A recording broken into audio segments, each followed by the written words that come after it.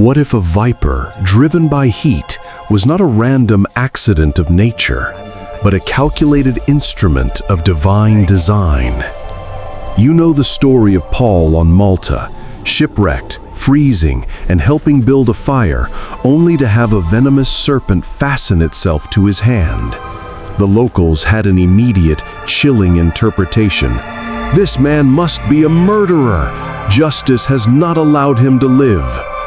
But hidden in that moment is a profound biblical mystery that challenges our understanding of God's providence.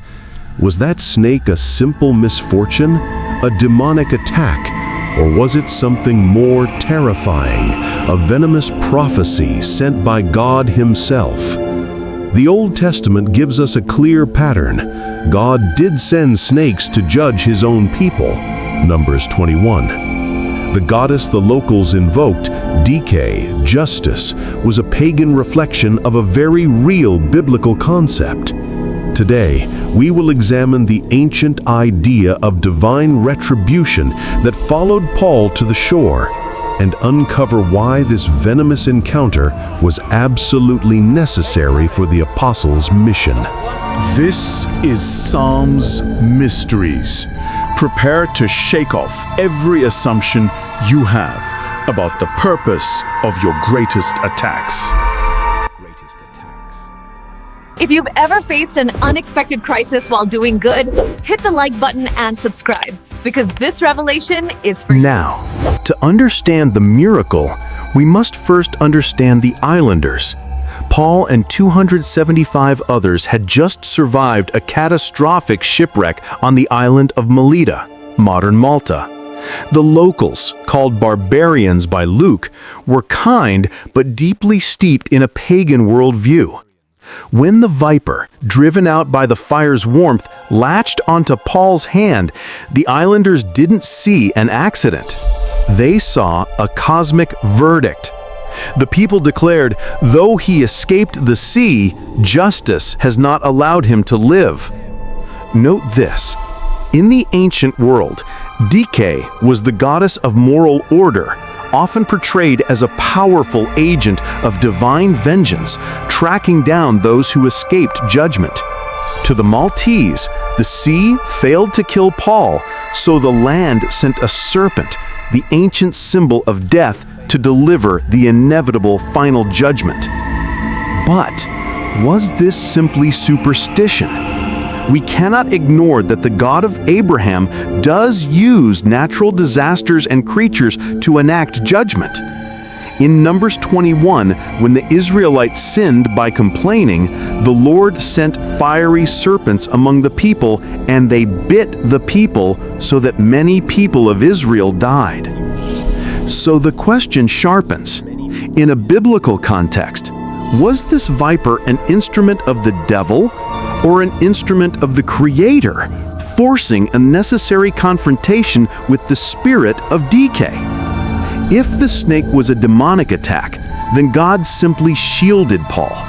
But if the snake represented the venomous justice that the islanders and the spirit realm believed Paul was due, then Paul's survival becomes something far greater. It wasn't just healing, it was a public acquittal delivered by the highest court in heaven. The drama of Acts 28 hinges entirely on the phrase, "Justice has not allowed him to live." The islanders expected Paul to immediately swell up or drop dead. When he simply shook the creature off into the fire and felt no harm, the entire narrative of judgment collapsed. The serpent fastened onto Paul's hand, the instrument of his labor, the hand that had written letters and performed miracles. The venom sought to cripple his works for the kingdom. But the fact that Paul was unharmed declared an incredible truth. The venomous claim had no legal power over him. Paul had survived the storm because an angel had promised him Rome, Acts 27:24. God had a purpose for him that no storm or serpent could thwart. His survival was not an anomaly, it was a divine enforcement of his destiny. This miracle served as a powerful, physical validation of the new covenant promise. Consider Mark 16:18, where Jesus said believers would pick up serpents with their hands, and if they drink anything deadly, it will by no means hurt them. Paul's survival was a living fulfillment of the prophetic word, demonstrating the authority of the risen Christ over every deadly power of the enemy. The immediate result was astounding. The islanders reversed their verdict entirely. They changed their minds and said Paul was a god. This gave Paul instant, radical credibility. He didn't have to argue theology, he simply pointed to his hand and the empty threat of death. The viper, intended as an instrument of pagan justice, was instantly inverted by God into a platform for the gospel. It forced the islanders to confront a power greater than their ancient goddess, clearing the way for Paul to heal the chief official's father and ignite a revival on the entire island. So, did God send the snake to kill Paul? No. The snake was a creature acting by instinct, driven by heat, but it was caught in the crosshairs of divine providence. God allowed the viper to fasten itself to Paul's hand to force the public confrontation. He permitted the venomous prophecy of the world's justice to be spoken, only to crush it instantly with an overwhelming visible miracle. The event on Malta is a monumental lesson for us, which we must note. 1. Your trial is your platform. The crisis, the snake bite, was not meant to stop the purpose, it was meant to launch it. The trial became the testimony. 2. Authority over the verdict. When the enemy or the world pronounces a venomous verdict against your life, be it sickness, failure, or death, remember Paul. Through the covenant in Christ, the poison has no legal power over your destiny.